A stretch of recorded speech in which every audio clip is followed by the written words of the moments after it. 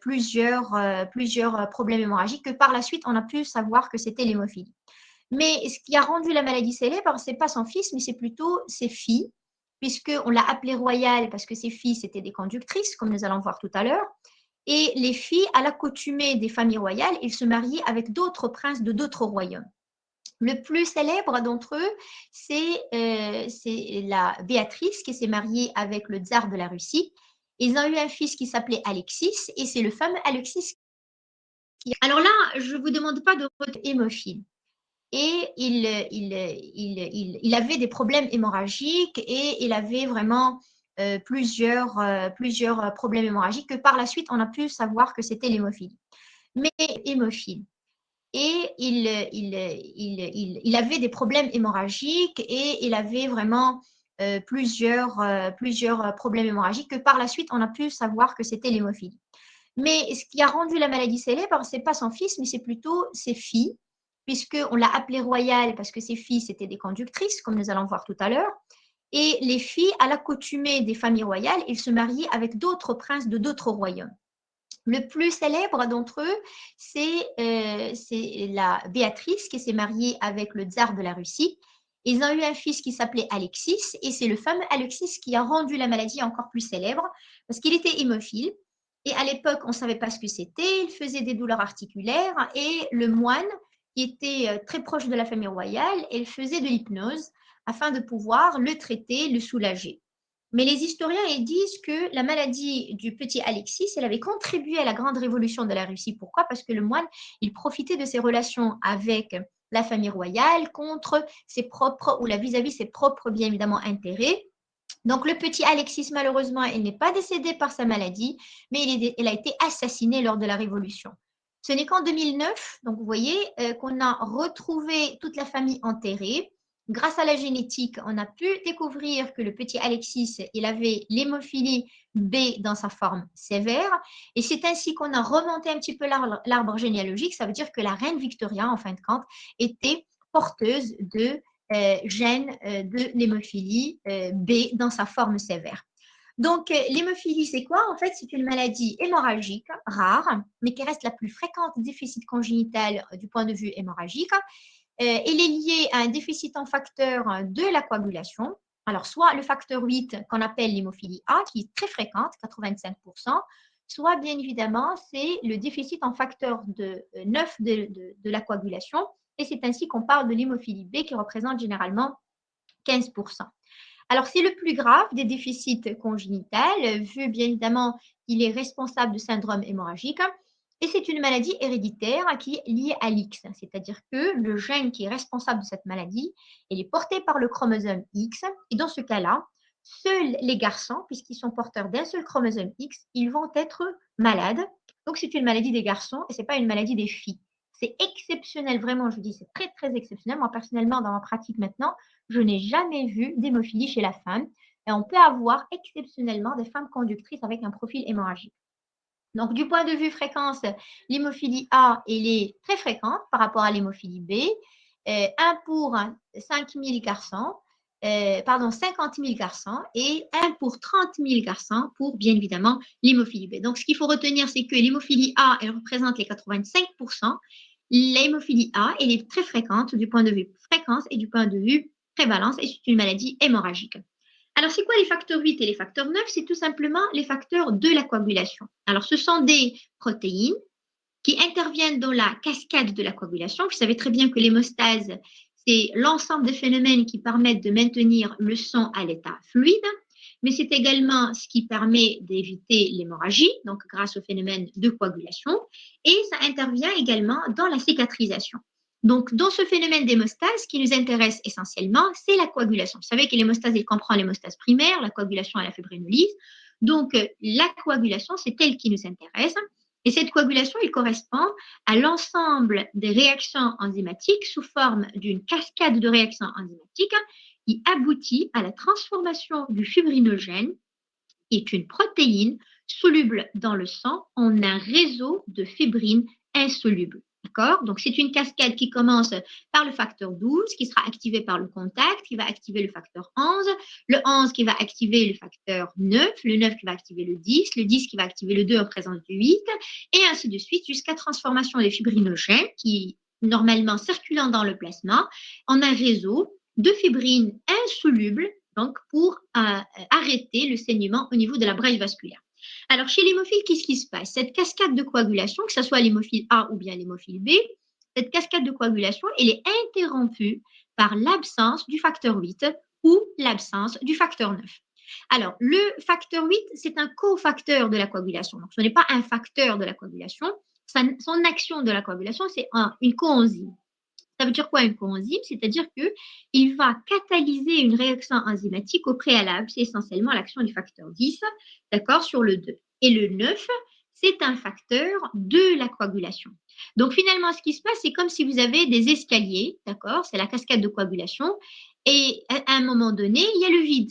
Il y a l'escalier qui manque, donc soit le facteur 8, soit le facteur 9, et donc on n'aura pas un acheminement jusqu'à l'aboutissement de l'activation de la thrombine, d'accord, qui est l'enzyme clé de la coagulation, qui va scander, qui va transformer le fibrinogène en un réseau de fibrine. Et par conséquent, on n'aura pas une coagulation qui soit bien évidemment suffisante afin de pouvoir arrêter le saignement au niveau de la brèche vasculaire, et donc on aura le syndrome hémorragique qui est le maître symptôme clinique chez bien évidemment les hémophiles. Alors, le facteur 8 et le facteur 9, ce sont deux facteurs qui sont différents. Dans l'action, elle est différente. Dans la génétique, elle est différente. Et dans le poids moléculaire, elle est complètement différente. Donc, le facteur 8, c'est un cofacteur. C'est une grosse molécule. Elle est circulant au niveau de la partie intravasculaire, donc dans le plasma. D'accord? Il joue un rôle de transporteur de facteurs de Willebrand. Le facteur 9, c'est un facteur de la coagulation, c'est une petite molécule, il peut être intra mais extravasculaire, d'accord? Et il peut être lié au collagène et à l'endothélium. Alors pourquoi cette différence et pourquoi essentiellement cette slide? C'est tout simplement pour dire que ce sont deux facteurs qui sont complètement différents, mais sur le plan maladie, c'est la même maladie. Cette différence en termes de facteurs, elle aura un impact essentiellement dans le chapitre traitement. Donc, c'est par la suite, on va se rappeler de cette différence entre ces deux protéines, parce que le fait que le facteur 8, c'est une grosse molécule, ça veut dire que son immunogénicité elle est beaucoup plus importante. Et dans ce cas, chez les patients qui vont être traités et substitués par des facteurs de la coagulation à base du facteur 8, ils vont être à risque de développer les inhibiteurs. Rappelez-vous de cette information, on va la détailler encore plus dans le chapitre traitement et complications. Donc finalement, le gène, et bien sûr, c'est pas le même parce que ce sont deux protéines qui sont différentes. Les mutations ne seront pas les mêmes. Le gène, il est porté par le chromosome X, mais l'emplacement, bien sûr, il est différent, d'accord? Ce qu'il faut savoir, c'est que toujours quand on parle des mutations, on parle le plus souvent de maladies héréditaires. C'est-à-dire quand on fait l'interrogatoire avec les patients, il faut toujours se demander les cas similaires dans la famille. Est-ce que vous avez du côté maternel, c'est-à-dire les oncles du côté maternel, est-ce ils sont hémophiles? Est-ce qu'ils ont un problème de l'hémostase, un problème hémorragique? D'accord? Parce que c'est un problème qui est lié au niveau de l'X. Ça, c'est trouvé dans à peu près 70% des cas. Mais dans 30% des cas, d'accord, on peut ne pas trouver de cas similaires. Donc là, c'est une information qu'il faut toujours chercher devant un syndrome hémorragique chez un enfant au cours de l'interrogatoire, les antécédents familiaux et principalement chez, évidemment, les côtés maternels. Alors, ce qui est classification, c'est d'abord le type de facteur. On parle bien évidemment de l'hémophilie A quand on a un déficit en facteur 8, l'hémophilie B quand on a un déficit en facteur 9. On est d'accord. Mais en termes de sévérité, parce que vous savez que le dosage du facteur 8, on a ce qu'on appelle le dosage fonctionnel, c'est-à-dire le dosage par rapport à l'activité du facteur. Alors, du point de vue sévérité, que ce soit l'hémophilie A, que ce soit l'hémophilie B, on parle de l'hémophilie A ou B mineure, l'hémophilie modérée et l'hémophilie sévère en fonction du dosage. Quand on a un taux de facteur qui est strictement inférieur à 1%, on parle de l'hémophilie sévère. Entre 1 et 5%, on parle de l'hémophilie modérée et entre 6 et 40% et au-delà, on parle bien évidemment de l'hémophilie mineure. Pourquoi cette classification de sévérité? Parce que c'est très importante, vu qu'il y a une relation proportionnelle, inversement plutôt proportionnelle par rapport au taux de facteur. C'est-à-dire quand on a un enfant qui a un facteur résiduelle inférieure à 1%, c'est-à-dire une hémophilie A ou B sévère, cela correspond à un profil hémorragique sévère, un profil hémorragique très important. Et par conséquent, si le patient n'est pas bien traité, comme vous voyez ici sur la photo, c'est ce qu'on appelle l'arthropathie post-hémophilique ou l'arthropathie hémophilique que nous allons voir également dans le chapitre complications. C'est la complication redoutable qu'il ne faut pas avoir et qu'il faut cesser de voir en termes de traitement de l'hémophilie. Quand on a bien sûr un taux de facteur entre 1 et 5%, on parle de l'hémophilie modérée, le profil hémorragique, il est également modéré. Ça veut dire que plus le facteur est bas, plus l'hémorragie est importante. Et dans l'hémophilie mineure, le saignement est mineur et parfois même le diagnostic, et là aussi ça va impacter même sur le diagnostic, parce qu'il faut savoir que pour les hémophiles sévères, le diagnostic il est fait au moins à l'âge d'un an, c'est-à-dire que à partir de l'âge de la marche, les enfants ils commencent à avoir le syndrome hémorragique. Et en termes de sévérité, vous voyez ici sur des données, ces données de 2018 sur données de le registre français, on trouve que sur le plan sévérité, ce sont les hémophiles mineurs qui sont les plus, en termes de l'hémophilie A, qui sont les plus fréquemment diagnostiqués, suivis des hémophiles sévères, suivis des hémophiles modérés.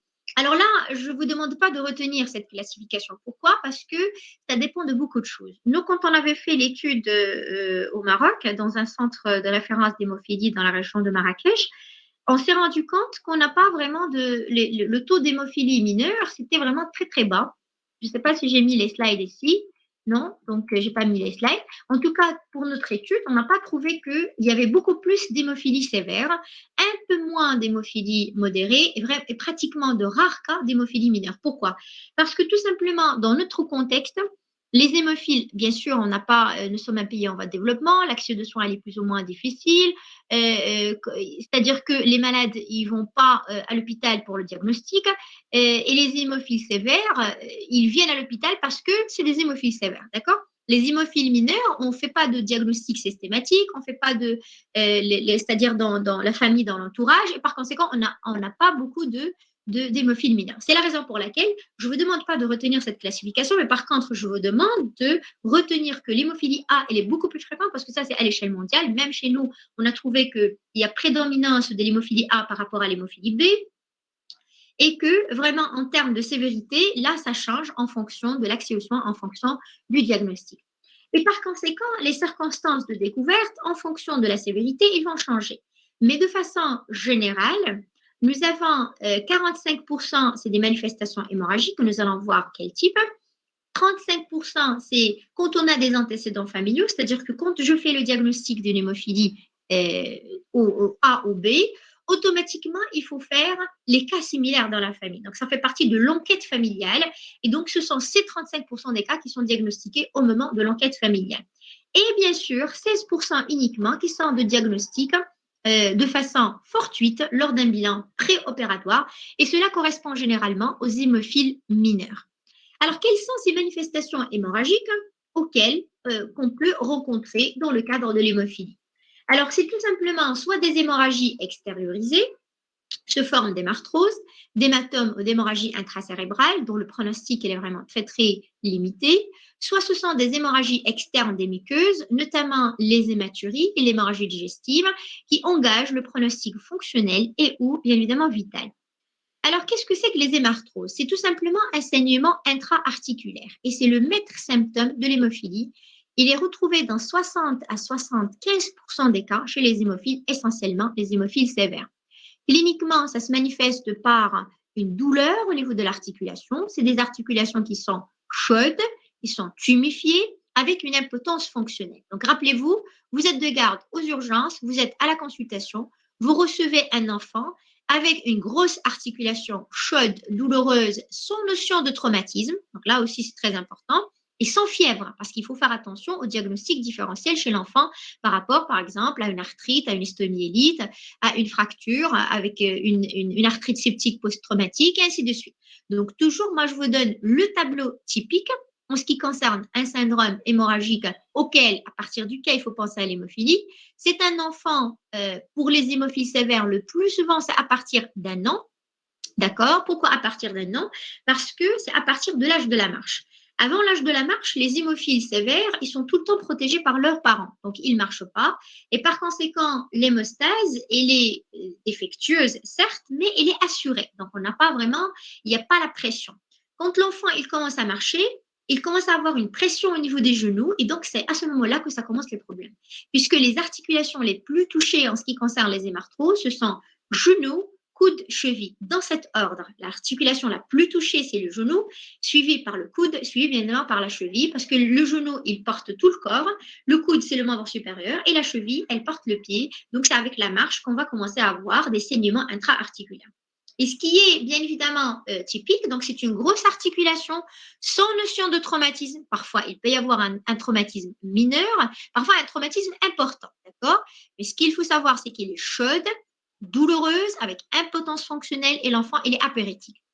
Donc, ce qui est important aussi à savoir, c'est que ce sont des manifestations qui vont apparaître de façon répétitive. À chaque fois, c'est la même articulation parce que l'hémophilie, l'hémorragie de l'hémophile, c'est comme elle a une mémoire. Pourquoi? Parce que le tissu, il est fragilisé, il a déjà saigné au niveau de cette articulation, il va donc articuler, il va saigner dans la même articulation, ce qu'on appelle l'articulation cible. Et c'est cette articulation cible que nous allons suivre au cours des consultations par la suite afin de pouvoir voir est-ce qu'il va développer l'arthropathie post-hémophilique et la complication redoutable. Donc, les hématomes, c'est les hémorragies et les saignements intramusculaires. Tous les muscles peuvent être atteints, mais essentiellement les membres, d'accord? Parce que ça touche essentiellement les membres. Mais rappelez-vous, c'est tous les muscles peuvent y avoir un hématome. Ils sont généralement de diagnostic clinique, plus ou moins échographique, bien sûr. Il y a la douleur, la chaleur, l'augmentation du volume d'un membre. C'est comme un syndrome de Volkmann. Donc, si on ne traite pas l'hémophile, c'est en fonction de la localisation, bien sûr, de l'hématome, il peut entraîner un syndrome de Loge avec une nécrose, bien évidemment, du muscle. D'accord? Et ce qu'il peut, ça peut engager en fonction de la localisation le pronostic vital. Imaginez un hématome de la gorge. Donc, ça peut entraîner complètement une asphyxie. Un hématome au niveau du larynx. Un hématome, d'accord? Donc, c'est en fonction de localisation. Il peut engager soit le pronostic vital, soit bien évidemment le pronostic fonctionnel. Et puis, il y a les hémorragies intracérébrales. Peuvent survenir à tout âge. Ça peut être sudurale, extradurale, intraventriculaire. Il faut savoir que les hémorragies intracérébrales sont très dangereuses essentiellement chez le nouveau-né. D'accord? Et là aussi vient l'intérêt du diagnostic prénatal et là aussi vient l'intérêt du diagnostic des cas similaires et du suivi des grossesses. Parce que quand on a une femme conductrice, il faut qu'il y ait un suivi. Quand on a un hémophile, elle a une sœur, on sait que sa sœur, elle est conductrice. Et cette conductrice, il faut la surveiller. Quand elle tombe enceinte, il faut déterminer le sexe. Et quand on a le sexe, il faut déterminer au diagnostic prénatal, est-ce que son enfant est hémophile ou pas, afin de pouvoir prévenir l'hémorragie tout simplement, ce qui se passe chez les enfants, et faire une césarienne, par exemple. Éviter l'utilisation de ventouses, utiliser l'utilisation de forceps. Donc, programmer une césarienne et préparer l'ambiance de l'accouchement de cet enfant hémophile.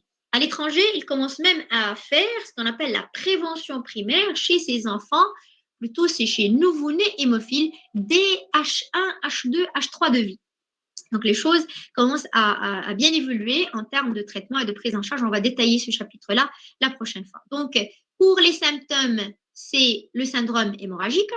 Ce syndrome hémorragique, c'est essentiellement les hémarthroses, dans 60 à 70% des cas, mais n'empêche que l'hémophile peut avoir des hématomes et des hémorragies extériorisées.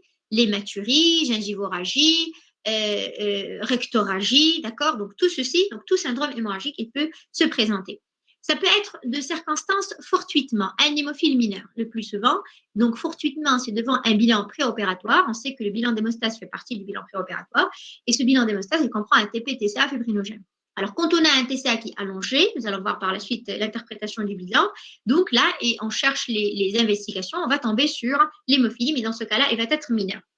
L'hémophile modéré, il peut se présenter, le diagnostic il est plus ou moins tardif, donc l'hémophile sévère c'est moins d'1 an, l'hémophile mineur c'est à l'âge adulte. Moi j'avais un patient qui avait 62 ans, 63 ans, et chez qui on a fait le diagnostic à cet âge, au moment où il voulait se faire opérer pour une vésicule biliaire, une lithiase de la vésicule biliaire. Le chirurgien avait demandé un TPTCA fébrinogène, trouvé un TCA qui est allongé, il me l'a adressé.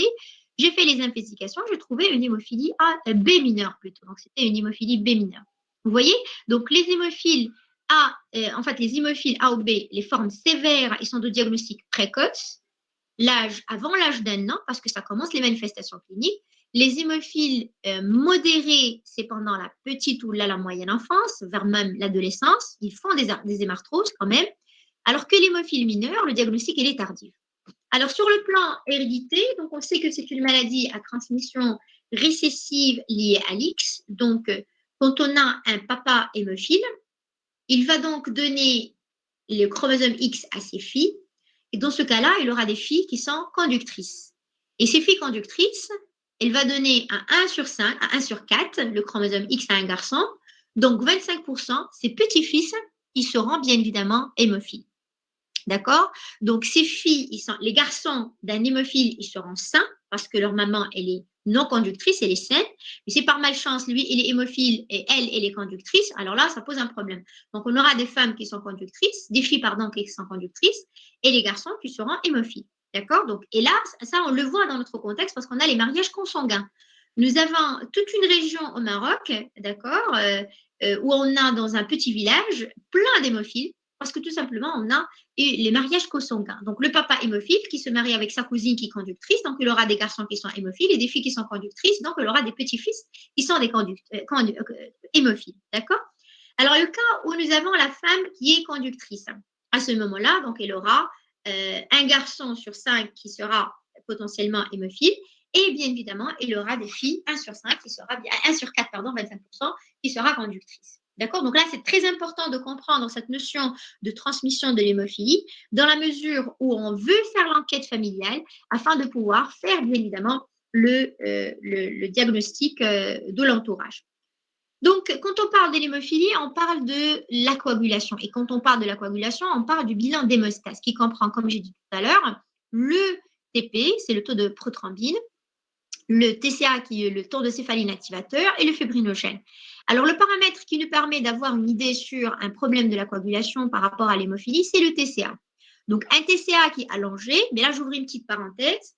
L'interprétation du TCA, mettez-le, s'il vous plaît, dans vos têtes, c'est qu'on n'interprète pas le TCA seul. Ça, d'une part. On l'interprète toujours avec un temps de Quick, c'est-à-dire une exploration de la voie endogène et une exploration de la voie exogène, ou bien l'intrinsèque et l'extrinsèque. Dans ce cas-là, et toujours on interprète par rapport à un témoin. Alors, on n'interprète pas par une valeur de référence. C'est-à-dire que dans le laboratoire, le bilan d'hémostase, le technicien, quand on lui demande de faire un bilan d'hémostase, il a toujours un plasma témoin, un plasma qui est tout à fait normal. Le jour même, il calcule ce TCA et par rapport à ce TCA journalier, il va interpréter l'ensemble des TCA. La question maintenant, c'est que quand est-ce qu'on dit qu'un TCA qui est allongé? Alors, un TCA est allongé lorsque il est supérieur, le rapport TCA malade sur TCA témoin est strictement supérieur à 1,2. Je répète. Alors, le TCA, par exemple, je donne un exemple. Alors, quand on a, par exemple, je vous donne un patient qui a un TCA qui est à 40 pour un TCA témoin qui est à 32 secondes. D'accord? 40 secondes, 32 secondes. Alors, on va faire le TCA 40, c'est-à-dire malade, sur le TCA témoin. Si ce rapport 40 sur 32 est supérieur à 1,2, à ce moment-là, on va dire que le TCA du malade, il est allongé. D'accord? Alors, quand on a le TCA qui est allongé, on a bien sûr deux hypothèses. Le biologiste, il va dire, soit j'ai un anticoagulant circulant, soit, bien évidemment, j'ai un déficit en facteur. Parce que c'est ça le raisonnement du biologiste. Alors, par la suite, comment on fait? On fait bien évidemment ce qu'on appelle le test de mélange.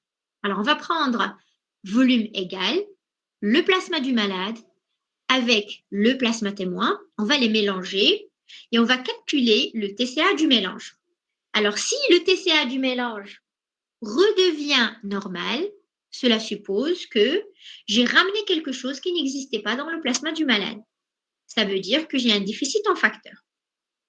Si par contre, le TCA mélange ne redevient pas normal, dans ce cas-là, j'ai un anticoagulant. Donc, malgré que j'ai apporté un plasma qui est normal, je n'ai pas un déficit. J'ai quelque chose dans le plasma du malade qui empêche que le TCA du mélange redevienne normal. J'espère que c'est clair. Donc, le TCA est toujours interprété par rapport à un TCA témoin, ça de 1. De 2, pour dire qu'il est allongé, il faut que le rapport TCA témoin sur TCA, TCA malade sur TCA témoin soit supérieur à 1,2. Donc, à ce moment-là, on va dire que le TCA, il est allongé. Le biologiste va faire le test de mélange. S'il se corrige, c'est qu'il y a un déficit. Et dans ce cas-là, les deux facteurs, parce que pourquoi on fait le dosage du facteur 8 et du facteur 9? Parce que c'est la maladie la plus fréquente. D'accord? Donc, on fait par la suite le dosage du facteur 8 et le dosage du facteur 9. Et à partir du dosage, par technique coagulométrique ou par technique chronométrique, c'est-à-dire dosage fonctionnel ou dosage antigénique, on va savoir qu'il y a un déficit en facteur. Donc, à ce moment-là, on saura est-ce que c'est une hémophilie A ou est-ce que, bien évidemment, c'est une hémophilie B. Par la suite, il y a ce qu'on appelle le diagnostic moléculaire. Alors, même chez nous au Maroc, on ne le fait pas encore, mais ça va venir, Inch'Allah. Par la suite, ça va permettre, pourquoi? Parce que ça a un impact très important. Maintenant, il y a une corrélation entre le type de mutation par rapport au risque de développement des inhibiteurs, qui est une complication très importante. Et donc, on sait très bien que ça va nous permettre d'intervenir sur la thérapeutique. Faut-il faire la prophylaxie? Faut-il faire de l'immunothérapie? Et ainsi de suite. Donc, le diagnostic de biologie moléculaire, maintenant, il y a un registre à l'échelle internationale qui permet de recenser l'ensemble des mutations.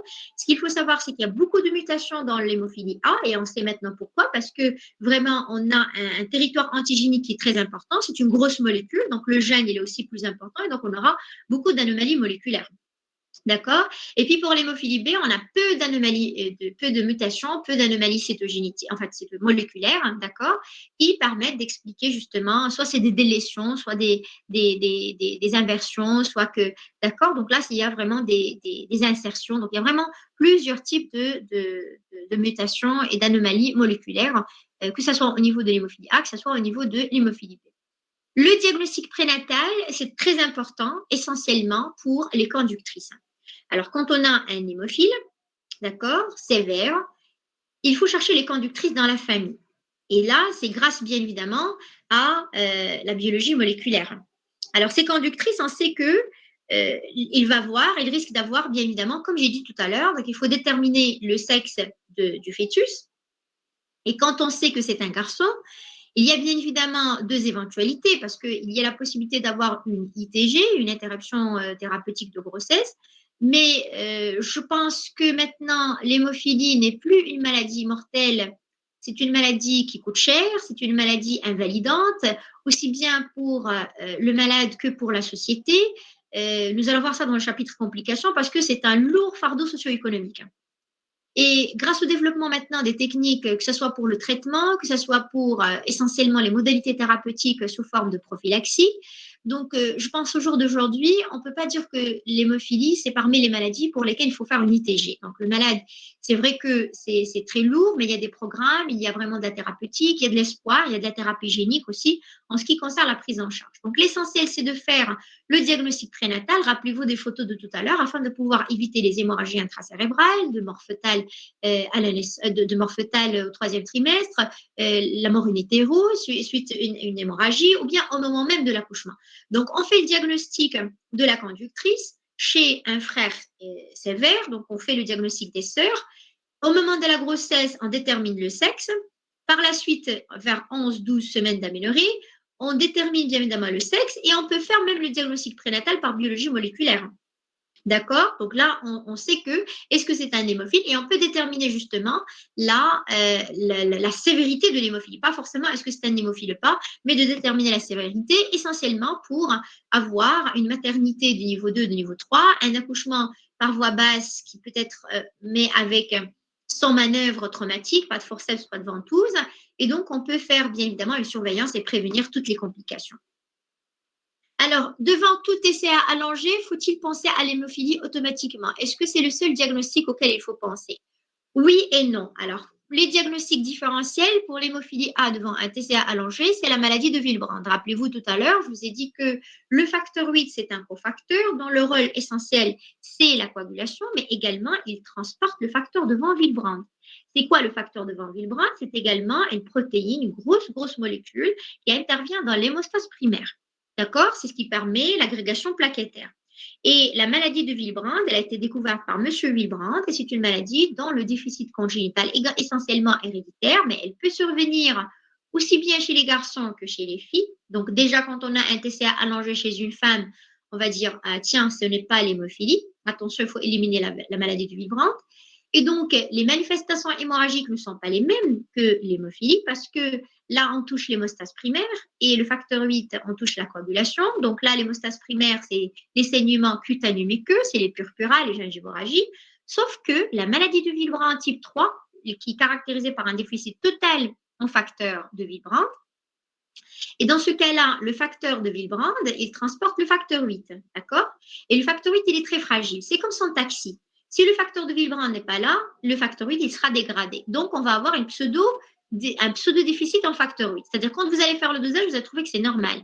Mais il n'est pas, fonctionnellement, il va être absent parce que généralement, il n'y a pas de Willebrand qui le protège. Donc, ça, c'est pour le type 3. Le type de N, parce que vraiment, la maladie de Willebrand, il y a 4 types. Type A, type 1, type 2 et type 3. Et dans le type 2, il y a le 2A, le 2B, le 2M et le 2N. Alors, on va la détailler peut-être lors d'une autre séance, mais rappelez-vous que le type 3 et le type 2N, ce sont les deux pour lesquels il va y avoir une baisse d'activité du facteur 8, parce que le type 3, il n'y a pas de Willebrand, donc il n'y a pas de facteur 8, et il est dégradé. Il est produit, mais il est dégradé. Et le type de N, c'est une anomalie du facteur de Willebrand au niveau du site de liaison avec le facteur 8. Donc, c'est pratiquement la même chose.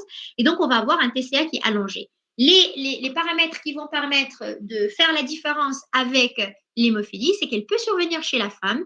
Et les manifestations, c'est cutanémuqueux, c'est des règles abondantes, c'est des purpuras, des pétichis, rarement des hémarthroses. Alors que l'hémophilie, rappelez-vous, 75%, 60 à 75%, c'est des hémarthroses. Deuxième diagnostic d'hémophilie différentielle avec l'hémophilie A, c'est le déficit combiné en facteur 5, facteur 8. Pourquoi en facteur 5, en facteur 8? Parce que tout simplement, le gène du facteur 5, il est à côté du facteur 8 et parfois on peut avoir des délétions, d'accord? Des délétions qui vont aller jusqu'au niveau de la zone du facteur 5 et donc on va avoir un déficit en facteur 5 et en facteur 8. L'hémophilie acquise, alors là, c'est une maladie auto-immune qui survient le plus souvent chez les femmes. Comme toutes les maladies auto-immunes, ils ont une incidence et une prévalence très, très élevée chez les femmes. Et les manifestations, il est beaucoup plus fréquent dans le postpartum avec les maladies auto-immunes, lupus, B7 et autres. Donc là, le tableau clinique, il est très différent. C'est des ecchymoses, c'est des purpuras, comme j'ai dit, des pétichis et rarement des hémarthroses. Donc, la sémiologie de l'hémophilie, elle est très basique, très simple et très claire.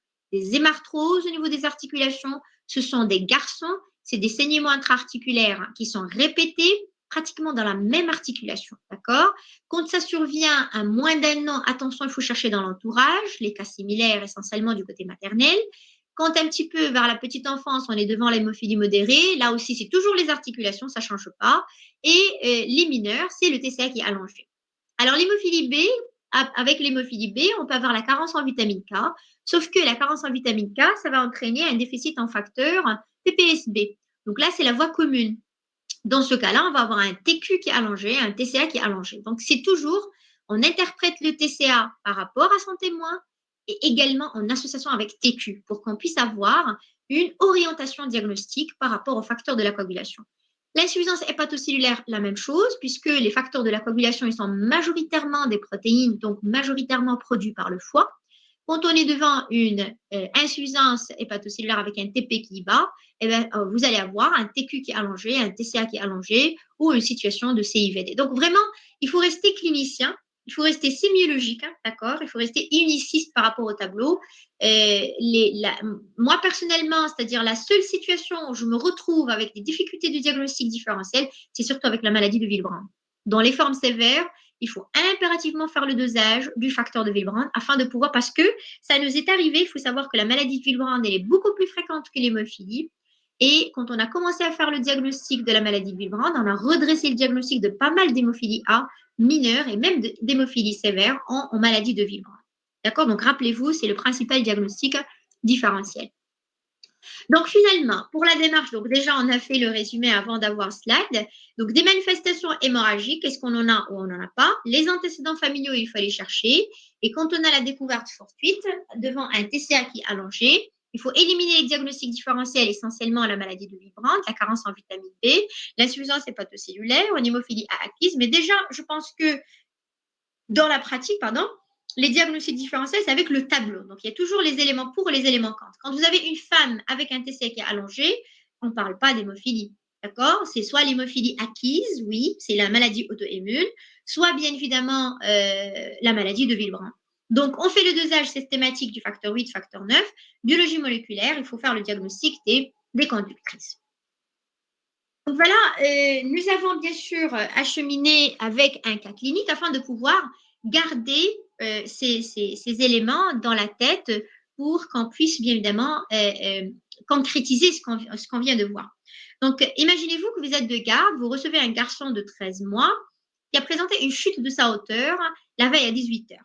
Le lendemain, il présente une articulation qui est spontanément gonflée suite au traumatisme du genou droit avec des ecchymoses, un hématome de la fesse de 6 cm. Le reste de l'examen clinique est strictement normal. Donc, qu'est-ce qu'on va chercher à l'interrogatoire? La première des choses, ce qu'il faut chercher, c'est les antécédents hémorragiques familiaux, comme j'ai dit tout à l'heure. Donc, il faut voir un arbre généalogique, si plusieurs sujets sont atteints, mais toujours, c'est-à-dire si on ne trouve pas des cas similaires, on ne va pas dire, tiens, non, je ne vais pas penser à non, parce que toujours, on a les 30% qu'on appelle l'hémophilie de nouveau. Les antécédents hémorragiques personnels, c'est très important. Donc, il faut localiser cette hémorragie dans le temps, la date de début, puisque c'est la première fois que cette articulation commence à être gonflée. Et à quelle heure ça commence à être gonflé? Parce que là, je vous ai mis le traumatisme, d'accord? Une chute de sa hauteur. Mais j'aurais très bien vous mettre que l'enfant, il dormait, le lendemain, il s'est réveillé avec un genou qui est gonflé. C'est tout à fait le cas, ça arrive pour les hémophiles, ça arrive.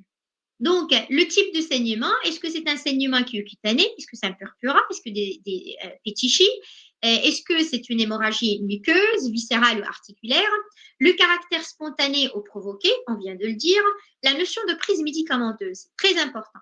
Parce qu'il peut tout simplement avoir de la fièvre il y a 48 heures. On lui a prescrit de l'acide acétylsalicylique, c'est un antiagrégant plaquettaire, il peut faire une intoxication et faire l'hémorragie, et donc ce n'est pas l'hémophilie. D'accord? Donc, il faut rester toujours uniciste.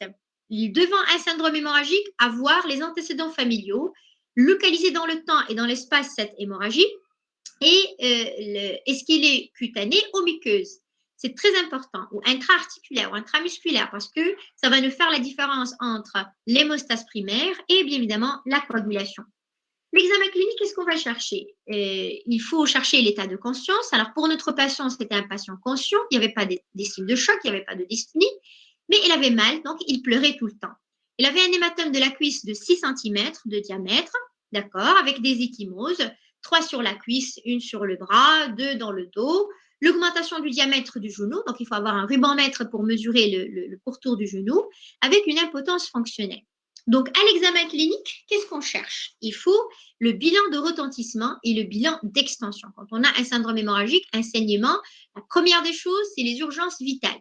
Est-ce qu'il y a eu un retentissement, c'est-à-dire la pâleur, l'activité cardiaque? Est-ce qu'il est eupnéique? Est-ce qu'il sature bien?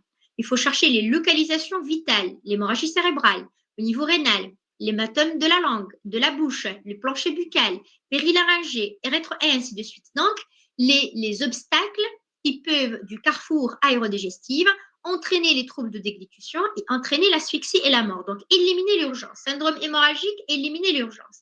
Et puis, bien évidemment, l'extension de ce syndrome hémorragique. Par la suite, je vais voir les autres articulations. Est-ce qu'il y a d'autres hématomes? Est-ce qu'il y a d'autres orifices qui saignent au niveau rectal, au niveau nasal, auriculaire, et ainsi de suite. Donc, les sites de saignement, ils sont tout à fait possibles. Il y a des sites qui sont au niveau de tous les orifices, d'accord, au niveau du nez, la gorge, donc là c'est pour l'extension et ainsi de suite, au niveau de tous les muscles, le bras, l'avant-bras, la cuisse, la fesse, l'abdomen, le muscle du psoas, parce que c'est un site de saignement pour l'hémophile qui est très très fréquent, et puis les signes du pronostic vital, c'est la gorge, au niveau de l'abdomen, au niveau du foie, au niveau des voies urinaires, l'hématurie, et là j'ouvre une petite parenthèse. Quand on a un hémophile qui présente une hématurie, là, je vais vous rappeler de ça au cours du chapitre du traitement, on ne donne pas de traitement substitutif quand on a l'hématurie. Pourquoi? Parce que si je donne un traitement substitutif pour l'hématurie, je vais entraîner la coagulation. Et imaginez que vous allez faire la coagulation au niveau des voies urinaires, parce que lui, il saigne au niveau du rein.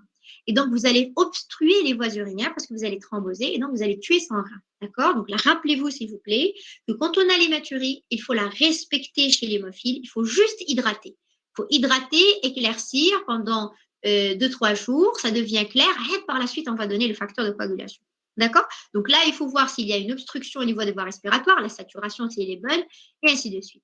Donc, au terme de tout cela, on va se retrouver devant deux raisonnements. Soit qu'on a une atteinte de l'hémostase primaire, ça veut dire hémorragie cutanéo-muqueuse, purpura pétichale, échymotique, saignement spontané ou provoqué, ou un saignement précoce.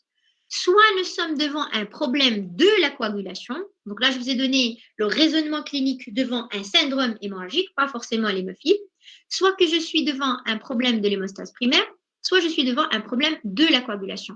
Hémostase primaire, voilà les signes. C'est essentiellement cutanéo-muqueux. Les echymoses, c'est vrai qu'on peut avoir des echymoses même au niveau de l'hémophile, mais ce n'est pas beaucoup. D'accord? Le saignement, c'est la même chose, ça peut être provoqué ou spontané. Mais dans la coagulation, c'est les tissus profonds. C'est les articulations, c'est les muscles, d'accord? Et c'est un saignement qui est plus ou moins retardé, ce n'est pas un saignement qui est très rapide. Donc finalement, les troubles de la coagulation, alors soit qu'il s'agit d'un problème, là je vous ai mis la plupart des diagnostics. Ce qui nous intéresse, nous, tout nous intéresse. Donc soit c'est un problème de la plaquette, c'est la raison pour laquelle sur le plan biologie, nous allons voir par la suite, la numération plaquettaire, ça fait partie du bilan d'urgence qu'il faut demander devant un syndrome hémorragique. Donc, soit une anomalie de la plaquette, une anomalie congénitale, une anomalie acquise, ça peut être une leucémie, ça peut être beaucoup de choses. Mais là, les problèmes de la coagulation, c'est les coagulopathies congénitales. D'accord, c'est l'hémophilie, la maladie de Vibrand, les déficits en facteurs de la coagulation autres, qui sont très très rares, à chercher après avoir fait le dosage du facteur 8 et du facteur 9. Soit c'est un patient qui a reçu de l'héparine, soit c'est un problème au niveau de la voie commune, d'accord, c'est l'insuffisance hépatocellulaire, soit c'est une CIVD, maladie du foie, la carence en vitamine K, essentiellement pour le nouveau-né, c'est la raison pour laquelle on donne la vitamine K systématique à la naissance. Parce que déjà, on a la flore bactérienne qui nous donne la vitamine K, il est encore déficitaire, et donc pour prévenir le syndrome hémorragique néonatal, on donne systématiquement la vitamine K. Et bien, tout simplement pour prévenir ce problème. Donc, quand on a un tableau d'hémorragie intramusculaire, intra-profonde au niveau des tissus mous, on est dans une coagulopathie. La coagulopathie, quand on a des antécédents articulation, antécédents familiaux, hémarthrose, on est dans l'hémophilie. Avec un TCA qui est allongé, là, on va faire le dosage du facteur de la coagulation. Donc, le bilan qu'il faut faire une numération formule sanguine avec numération plaquettaire, c'est clair. Pourquoi? Parce qu'on sait que quand on a le saignement, c'est soit la plaquette, soit la coagulation. Donc, il faut avoir une idée sur les plaquettes. Soit, bien évidemment, l'intérêt double de la NFS, c'est le retentissement. Quand on a un saignement, il faut voir le retentissement. Et déjà, on a dit que sur le plan clinique, il faut faire un bilan d'extension et un bilan de retentissement. Il faut avoir un bilan d'hémostase avec un TCA ATP fibrinogène. Donc, il faut réaliser tous ces examens afin de pouvoir faire le diagnostic. Le diagnostic positif, donc deux types de tests de bilan d'orientation, temps de plaquettes chez notre patient, donc on revient à notre cas, le taux de plaquettes normal, le temps de quick normal, un TCA, elle est corrigée par l'addition de plasma témoin, c'est ce que je vous ai dit tout à l'heure. Le TCA du mélange, il s'est corrigé après l'ajout du plasma normal, donc ça confirme que c'est un déficit en facteur. Par la suite, il suffit tout simplement de faire le dosage du facteur 8 et du facteur 9, donc ça va permettre de typer l'hémophilie et de déterminer bien évidemment la sévérité de l'hémophilie. Donc, chez notre patient, l'hémogramme, il était avec 11 grammes d'hémoglobine, 11 000 blancs et 192 000 plaquettes, donc c'est tout à fait normal. Le TCA, vous voyez, il est 58 secondes pour un TCA témoin entre 24 et 34. Donc, le dosage, le facteur 9 était normal et le facteur 8, il était à 1%. Donc, finalement, c'est une hémophilie A sévère. Donc, l'enfant, il présente une hémarthrose avec une hémophilie A sévère. Et je vous remercie.